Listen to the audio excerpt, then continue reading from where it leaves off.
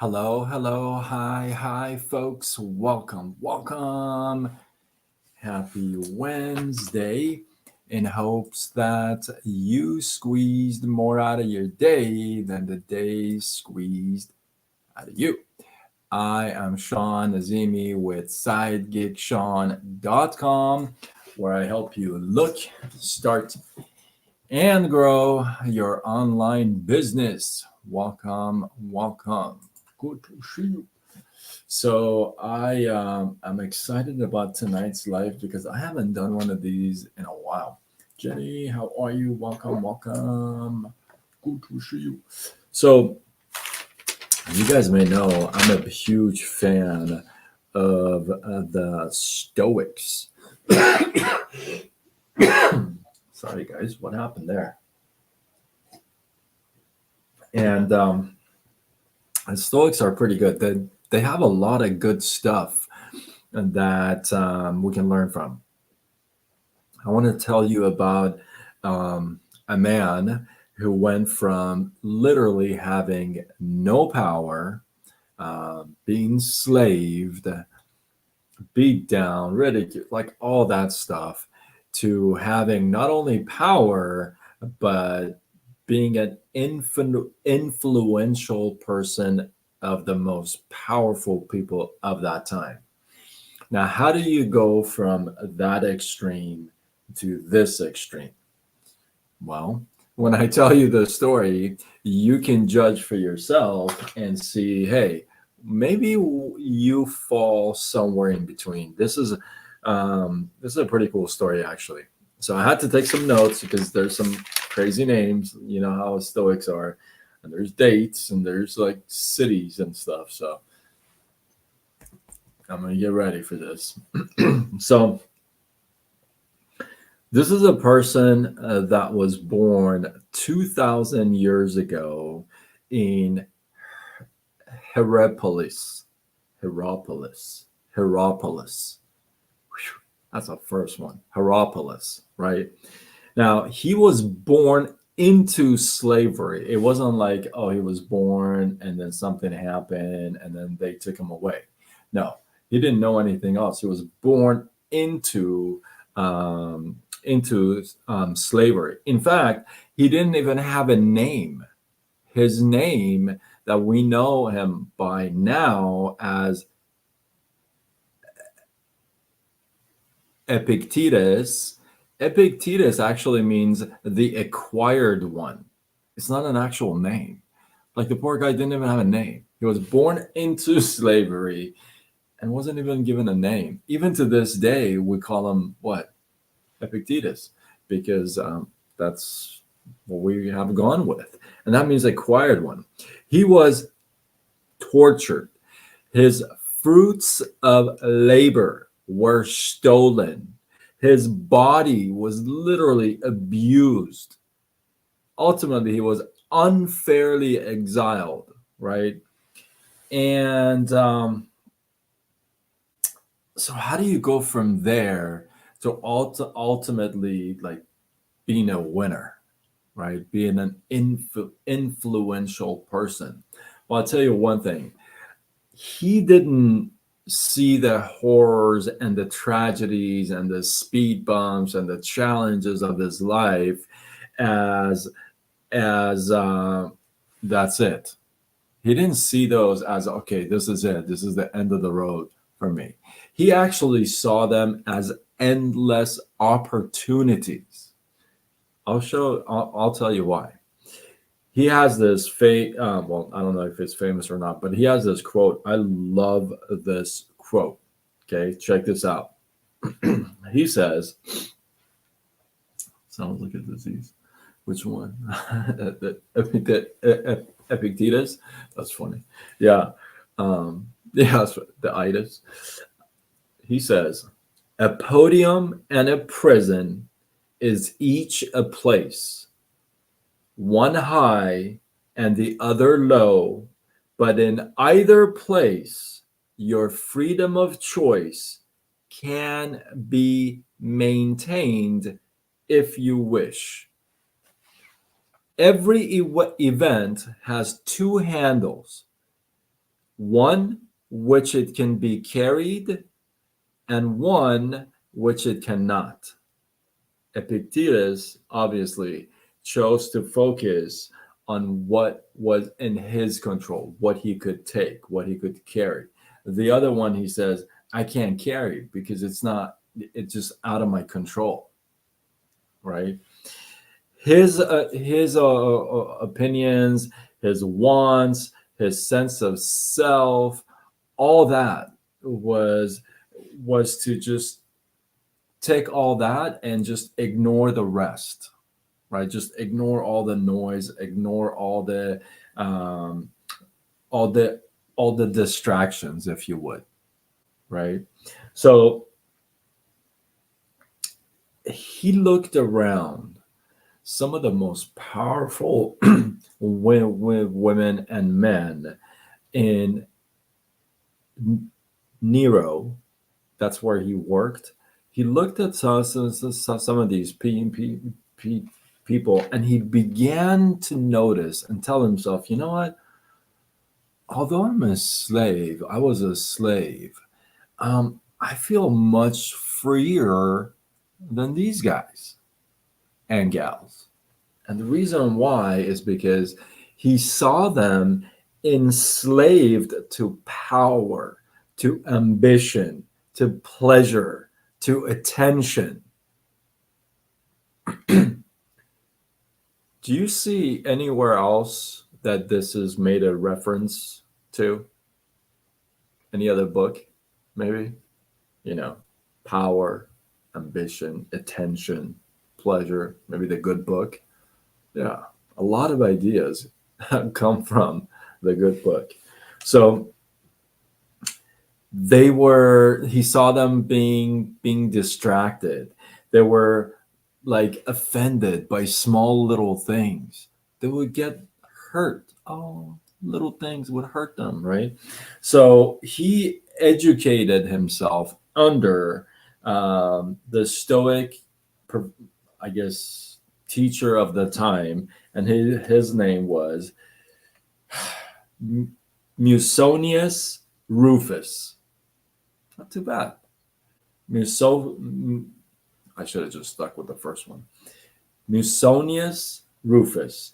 And eventually, he actually won his freedom. He actually got out and he became a teacher to the Rome's highest standards. For example, he was teaching the future emperor, Hadrian, and his thoughts and ideas got to Marcus Aurelius, the one that I really like. Remember with his book Meditations. So his ideas got to him, got the attention of Marcus, and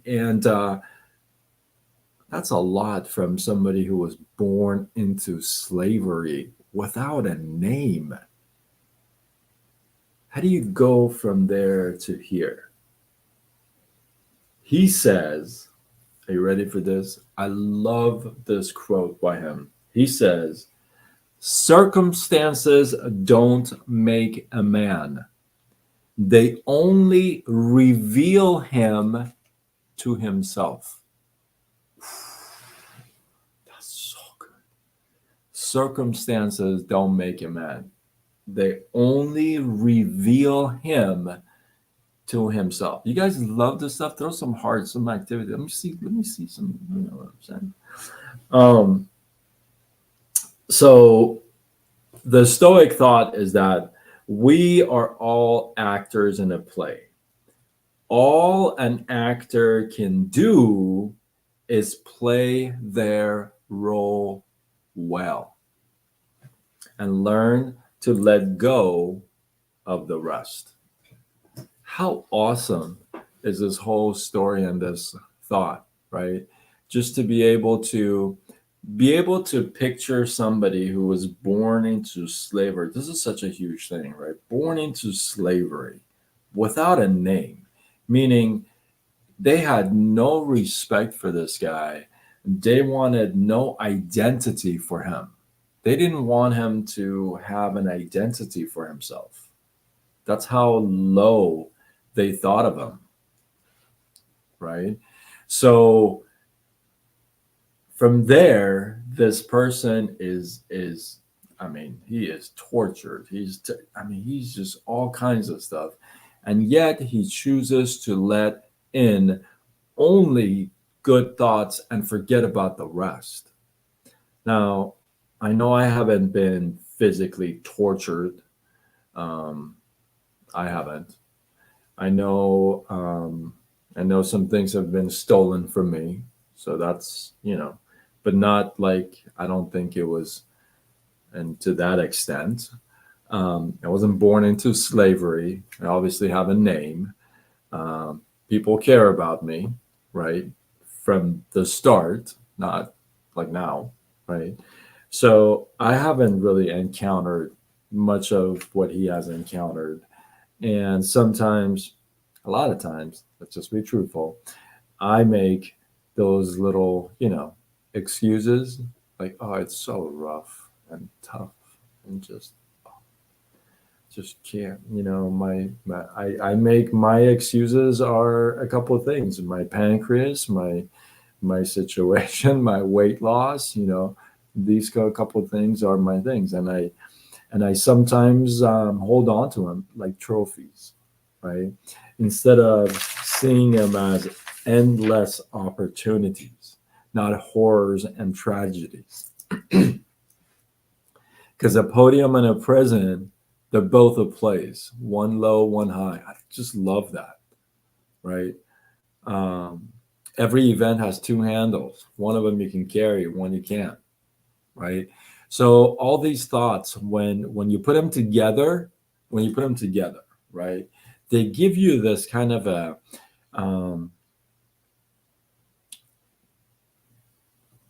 I don't want to say like strength, but they give you this like oomph, right? This push that not only you can use to get like going if you're like stuck or you're resting, right? You can use that to kind of get started, but you can also use that to create momentum. And I think that's kind of rare because sometimes you got to have one for each one, but you could use all this stuff, you know, as fuel and not only get started, relaunch, or what have you, but you can keep that going and create that momentum because once that starts, I mean, it's kind of hard to stop it, right? So, next time you get into a rut and you want to kind of hit stop, don't, you know, don't press that. Don't like touch anything. And remember this little guy right here, Epictetus, long time ago, you know, he went through some stuff and we're still talking about him. We're learning from him. We're teaching his stuff. That's a big deal. That's leaving a legacy from nothing, right? And if he can do something like that from zilch, imagine what you and I can do, right? I'm pretty sure none of you, I'm pretty confident to say none of you have been born into slavery without a name. Maybe somebody, but I doubt if any of you, I know I wasn't, so I doubt any of you were like that, right? I mean, nobody's here is 2,000 years old. Is there? I hope not. I mean, if you are, you really need my collagen. I'm just kidding. I want to know what collagen you're taking. But so, Johnny, my man. So, with that, hopefully you guys got some love, some inspiration, some value. Hey, did you like my skit? Did you yeah. Did you no, I don't think so at all. Did you like my skit? I was gonna post it last night. I did this skit last night for Tuesday, right? I love Diego, by the way. some of his stuff are not clean. That's why I got to be very selective on what I choose from him. But he is hilarious. If you don't follow that guy, Diego, he's so funny. Him and his wife, Maria, right? Some of the skits I want to do, it just, uh, you know, he's hilarious. So I hope you enjoyed it. Glow says she liked it. So yeah, I was gonna post it last night, but it was so late. I didn't want to post it that late. So anyway, hopefully you guys got some love from this live. I appreciate you guys. Drop some thoughts. Listen, I am still in need of prayer. So if you guys are into praying and you feel like throwing a prayer or two down my way, I definitely appreciate it. The good Lord knows what I'm going through and how it is and what's up. So um, just do that, you know. And yeah. So with that, if you feel like this is worthy of sharing, do what you got to do. You got to find this kid, Johnny. Johnny, you're gonna love it. I know you're gonna just bust up laughing already. Um, and yeah, if you feel like this is worthy of sharing, do what you got to do. Spread the love. Tag a couple people. Come on, don't be shy. With that, I am Sean Azimi with SideGigSean.com, where I help you look, start, and grow your online business. Signing off until tomorrow when we do it all over again. Much love.